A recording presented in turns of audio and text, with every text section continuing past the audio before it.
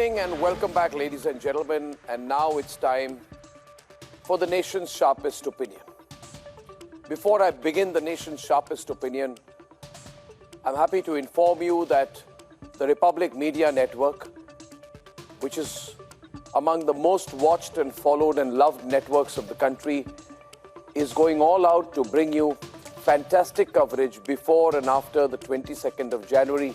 In the lead up, we have dozens of crews, dozens of anchors, dozens of reporters, live reporting units, the best technology, studios in Lucknow, in Ayodhya, all set to bring you dramatic minute-to-minute coverage.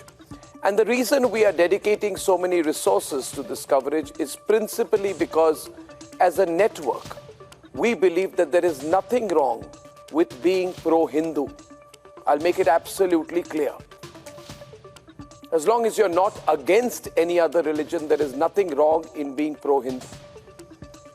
Now, why is this shocking for so many other people in the media? I don't understand. India's population is more than 80% Hindu. Do you have to be anti-Hindu to be secular or to be accepted? If you're pro-Hindu, will you be told you cannot be part of the mainstream? If you're pro-Hindu, will you be described as fringe? Let me ask a counter question here. If you're pro-Christian in the United Kingdom, do you become fringe? No, because in the United Kingdom, which is majority Christian, which is a Christian country, they talk about Christian values. In India, which is by far a majority Hindu country, we must talk about Hindu values. We must be proud of Hindutva. We must be clear about the importance of Hindutva, Hindu values. Problem is, ladies and gentlemen, in this country, Hindus have been made to feel apologetic. That's the fundamental flaw here. You're always told that if you want to be progressive, rational, scientific in your temper, you must not be assertively Hindu. That is Nehruvian view.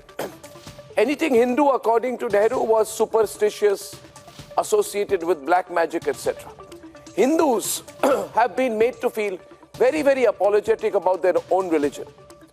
Remember from Jawaharlal Nehru stalling the Somnath temple after Sardar Patel passed away, to Narasimha Rao keeping high-level Hindu sons hanging, waiting endlessly on the Ram Janmabhoomi movement, to Hindus being labelled as terrorists by the Congress party after 26/11. Why? Because the Congress party loves Pakistan. To Manmohan Singh's comment that minorities, especially Muslims, remember, he specifically said Muslims must have the first right to resources. In other words, Manmohan Singh felt that everything in the country, the first right was to Muslims. If Muslims did not want it, you can decide who else can get it. State after state, Congress government after Congress government doling out one scheme and freebie after the other to minorities. Not for Hindus. I have no doubt in my mind, ladies and gentlemen, that history has been witness to the subjugation, to the insubordination, and to a deliberate attempt to making irrelevant the Hindus of our country by way of faith, people, contribution, and history. History is replete with instances to this day when a Mughal mindset is celebrated. Mughal mindset, they always say Mughal mindset. Akbar the Great. The Mughal mindset must be celebrated. Aurangzeb must be celebrated. Roads must be named after Aurangzeb. Monuments must be named after Humayun. But a Hindu awakening, which is happening everywhere today, there is an awakening. I travel across the country. Wherever I go today, people are proudly saying, they're so proud of saying they're Hindu. It's almost as if they say it with a sense of relief. You know, viewers, sometimes I meet a 75-year-old, 80-year-old men and women in airports, and they come and say, Ki beta, we are feeling so happy today that we are saying we are Hindu. And I say, why did you not say earlier? They said to me, that, beta, we used to feel earlier that if you say you are Hindu, you would be clubbed as a fringe element, assertive. Ghar ke andar kaho Hindu ho, ghar ke bahar kabhi mat kehna ki Hindu ho. This is a reality. So I'm saying this channel is pro-Hindu. We're not anti anyone. We are pro all religions. Today, when a moment that Hindus have been waiting for 500 years, and who says Hindus don't have patience? Since this case is going on since the second part of the 19th century, to a moment that Lord Ram's birthplace is rightfully restored. It's a restoration. It's a restoration of rights. There was a hope, I'm sure, by this anti-Hindu brigade that Hindus will not take this as a moment of pride. Because even in this moment, you want Hindus to feel apologetic. Oh, your temple has been built on our land, your temple has been built over our mosque, your temple has been built over this, over that, your temple is being built because we allowed you to. No. The temple is being built on the birthplace of Bhagwan Sri Ram. Who else will have a right over that? Rationally justified, historically proven, legally won.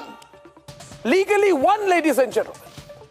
Even today, remember, even today, that group wants Hindus to feel sorry and apologetic about the inauguration of the Bhavya Ram Mandir. They want to say, sorry, can we please inaugurate our Mandir? Can we please worship there? Thank you for letting us know. Today, Hindus will say, we will go there, we will worship there. It is our temple, the birthplace of our God. Ladies and gentlemen, that's what history had taught them.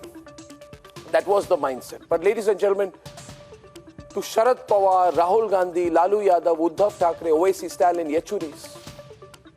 Even Yechuri, if you are an atheist, it is your problem. Be an atheist all your life. Who's stopping you? But who are you, Mr. Yechuri, to impose your atheism on me? And one day after the next, they are making a fuss about this mega celebration. Let me tell you, Hindu pride has been restored. It's not going anywhere. Hindu pride is strong. Hindus are saying openly today everywhere, we are Hindus and we are so proud of our religion, our culture, our history, our civilization, and everything that has been bequeathed to our future generations for it. Between now and the 22nd and beyond it, Hindu pride will always be loud in its celebration. It will not be intimidated by what Mughal historians, from Mughal historians, I include Mughal historians down to Romila Thapar. As far as I am concerned, she is also a Mughal historian. She may be crawling, be subservient, apologetic to the Mughals. That's Romila Thapar's problem. My view is that the Hindu has risen.